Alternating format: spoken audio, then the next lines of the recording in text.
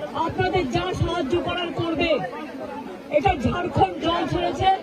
আজ দুটো পর্যন্ত উদয়নারায়ণপুর, আমতা, পাঁশকুড়া অনেক জায়গা আমরা কন্ট্রোল করলো, এই জায়গাগুলো ডুবে যাবে। আমি বলবো ডিএমকে এক্ষুনি এখান থেকে লোক শিফট করাতে। দুই হচ্ছে যাদের কাঁচা বাড়ি ভেঙে গেছে তাদের লিস্ট আমাকে দিতে। তিন হচ্ছে যাদের জমি নষ্ট হয়ে গেছে, শস্য নষ্ট হয়ে গেছে,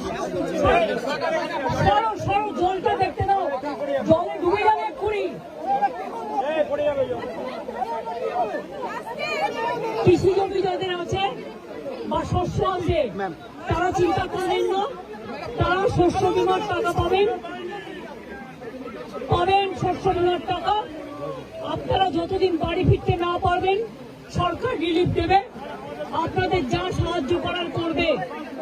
এটা ঝাড়খণ্ড জল ছেড়েছে এবং ডিবিসি কেন্দ্রীয় সরকারের সংস্থা আমার মনে হচ্ছে 4 লাখ কিউসেককে ছাড়িয়ে গেছে, যা কোনোদিন জীবনে হয়নি।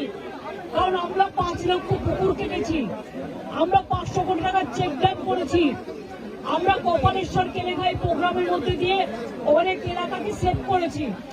ঘাটাল মাস্টারঘাট প্ল্যান যেটা পড়ে আছে 10 বছর ধরে, সেটাও আমরা ডিপিআর তৈরি করছি, আগামী 2 বছরের মধ্যে করে দেব। কিন্তু তা সত্ত্বেও যদি এই রেটে